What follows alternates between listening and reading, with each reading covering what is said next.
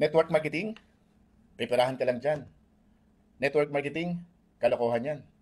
Network marketing, re-recruiting ka lang dyan. Pamilyar ba? Nakarinig ka na ba ng ganyan kapag ka nag-invite ka sa network marketing? So, yung mga ganitong sinasabi ng marami, ano kaya ito? First hand nila o talagang narinig lang nila sa ibang tao? So, advice ko lang po, Gab Castillo, sana bago tayo maniwala at mag-judge sa network marketing, dapat alam mo muna kung ano ang network marketing. So, isang episode po para sa gabay ay magpapayo po tayo. Gaano nga ba kaganda ang network marketing? By the way, ang network marketing po ay isang parang nakatagong kayamanan. Maraming benepisyo at oportunidad, pero hindi agad nakikita ng lahat. Kaya inaayawan ng iba. Pero gaano ba talaga kaganda ang network marketing? Isa-isahin natin. Una, maliit ang puhunan.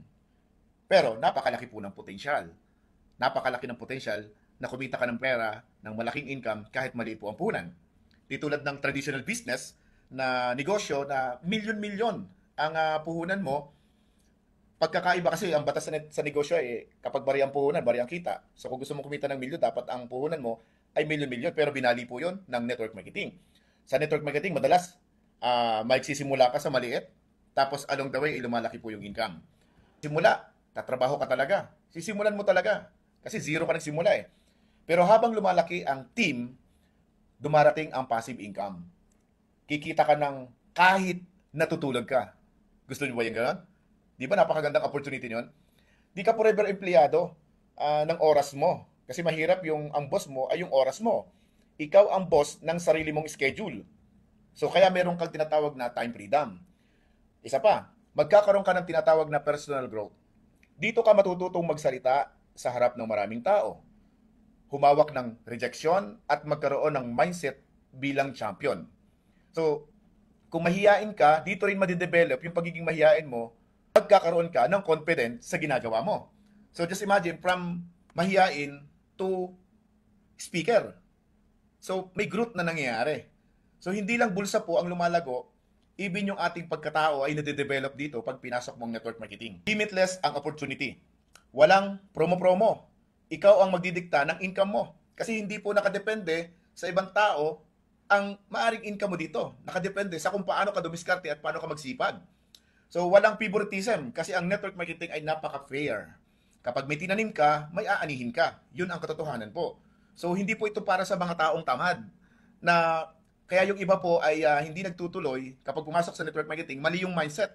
Akala nila kapag pumasok sa network marketing, kikita kahit walang ginagawa.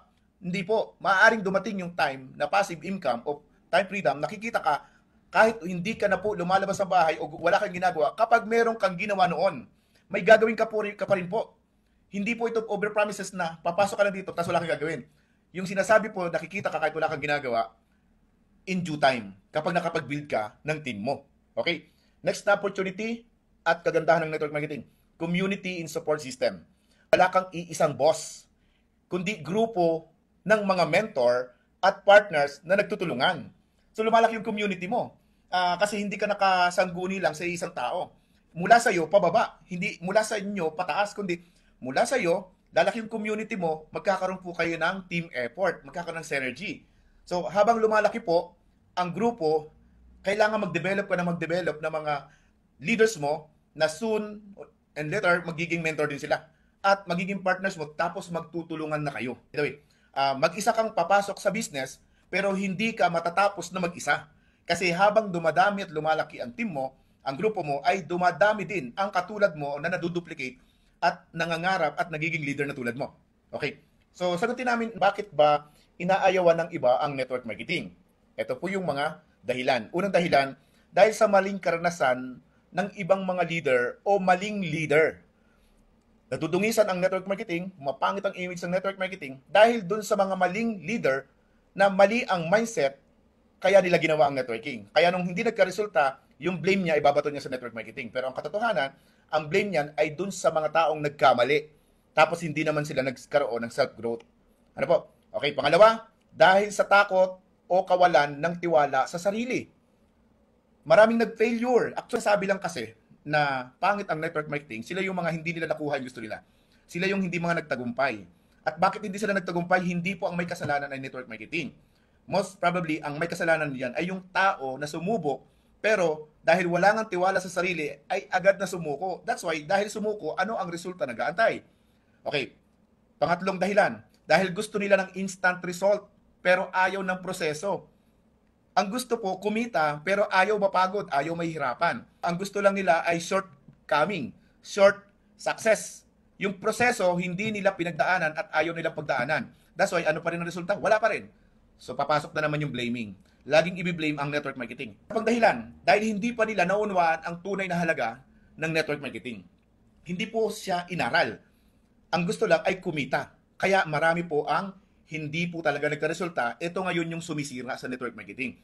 Pero ang totoong may kasalanan kung bakit hindi po sila kumita at biniblame nila sa network marketing kasi hindi po nila nakita na sila nagkamali. Hindi po sila nag-improve. Okay. Ang katotohanan, ang network marketing ay hindi para sa tamad. Hindi para sa madaling sumuko. Para sa mga gustong umasenso at handang pagtrabahuhan ito. Kasi napakagandang biyaya kapag nag-effort tayo. So tandaan niyo po, ang network marketing ay parang nakatagong yaman. Na kung hindi ka po mag-e-effort na hukayin yon, mapagod, mapuyat, masaktan, hindi mo po makukuha yung kayamanan na yan. So once again, Gab Castillo po para sa isang gabay. Salamat po.